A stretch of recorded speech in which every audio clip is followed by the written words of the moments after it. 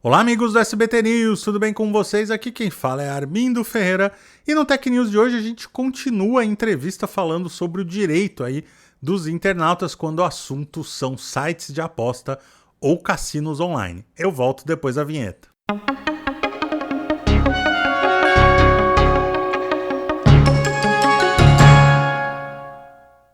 Bom, na primeira parte dessa entrevista com a Núria Lopes, que é advogada, uma super especialista aí na área de direito digital, sócia da Daniel Advogados, também uma empresa com muita experiência nessa área, que envolve tudo aí do direito digital.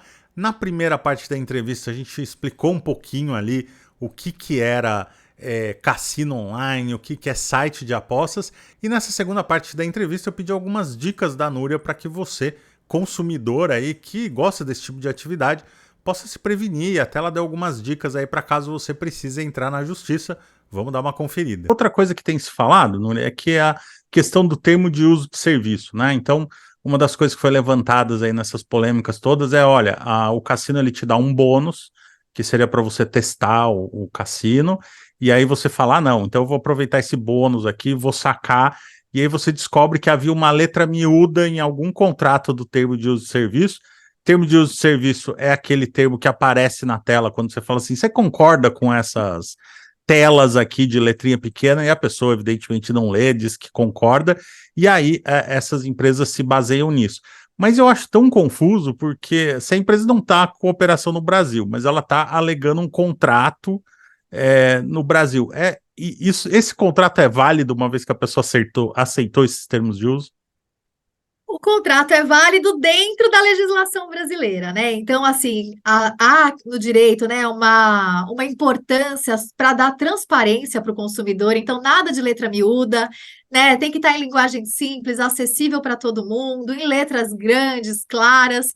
E, claro, podem ter algumas cláusulas ali que sejam nulas, que não respeitem o direito brasileiro, que não respeitem ali o direito do consumidor, por exemplo. Então, nessas cláusulas aí, o contrato não seria válido, né, por conta de ferir a legislação brasileira. Mas os termos de uso se aplicam sim. Então, as pessoas sempre têm que ter muito cuidado, né, antes de apostar, antes de colocar seus dinheiros, né, suas economias ali, dá uma lida no contrato, né? Dá uma lida nos termos de uso, dá uma procurada na internet para ver ali se essa casa tem atendido aos consumidores aqui no Brasil, como é que está a resposta. Problemas acontecem, né? Mas o importante é sempre atender o consumidor. Então, acho que aí são boas dicas. E tirar prints da tela, guardar e-mails recebidos, tudo isso seria aceito aí pela justiça em caso de necessidade de algum processo?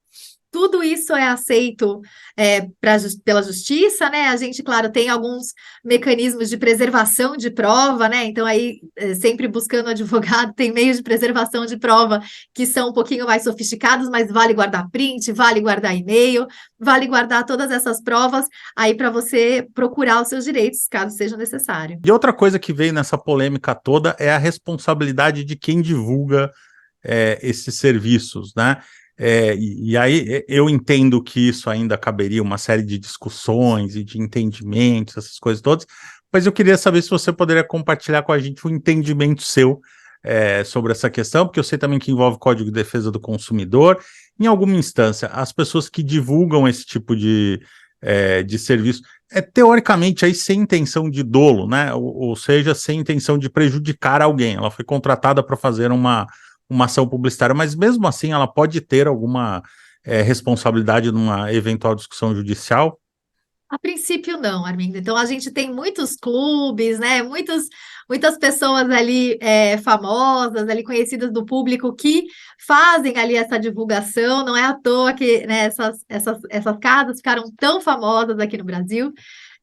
E a princípio, não. A princípio, não tem, elas não têm nenhuma relação, né, com ali eventuais prejuízos que as pessoas possam ter e tudo mais. Mas entendo que esse é um tema relevante que deve constar de uma regulamentação, né, para saber em que termos, que aí eu entendo que é uma exceção, mas em que termos, né, até de recebimento, de pagamento, que essas pessoas poderiam eventualmente, né, ser responsabilizadas ou de que forma que essa remuneração deveria ser feita para que seja ético, para que seja justo para todo mundo que participa.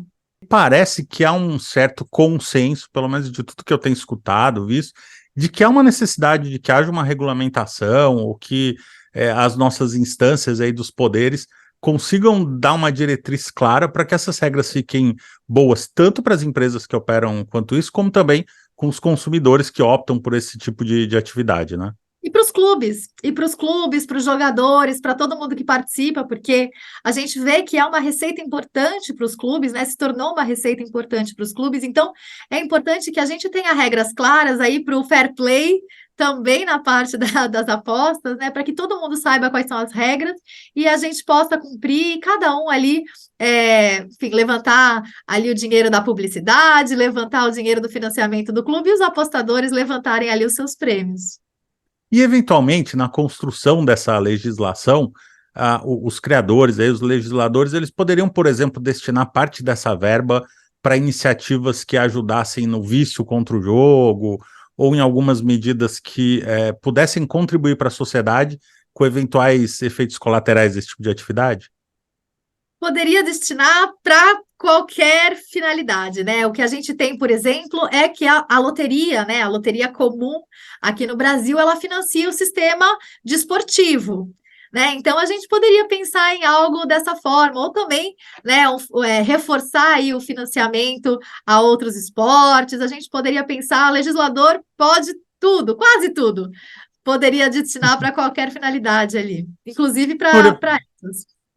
Para a gente encerrar, eu sei que a gente já deu algumas dicas pinceladas aqui, mas eu queria reforçar contigo, para as pessoas que estão nos assistindo, né, que querem evitar cair em golpe, ou pelo menos tomar todos os cuidados necessários para que isso aconteça, se você podia dar algumas dicas práticas para a gente. Assim.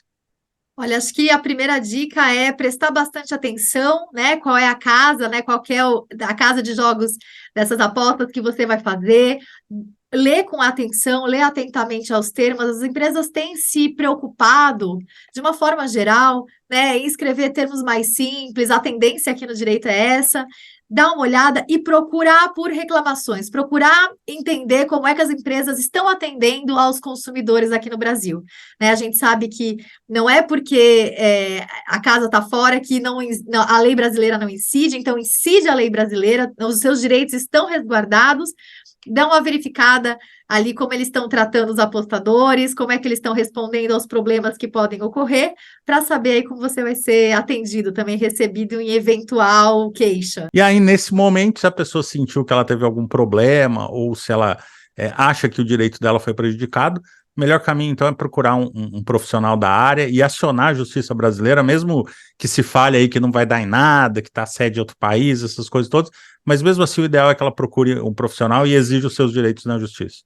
Procurar um advogado, procurar a defensoria pública, procurar alguém para resguardar esses direitos, né? Para dizer, olha, para entrar na justiça, para que eles sejam garantidos. E com tudo certo, ganhou e leva, né? Olha, Núria, a gente aprendeu bastante com a sua conversa hoje aqui. Eu quero agradecer sua disponibilidade. Eu que agradeço, né, o interesse, acho que é um tema super bacana do momento e uma transformação positiva aqui, tanto para o esporte no Brasil, né, quanto para a gente aqui como sociedade. Então é isso, gente. Espero que vocês tenham gostado da entrevista. Acho que deu para tirarmos todas as dúvidas e eu vou ficando por aqui. Mas eu espero você no próximo encontro. Um abraço, até lá. Tchau, tchau.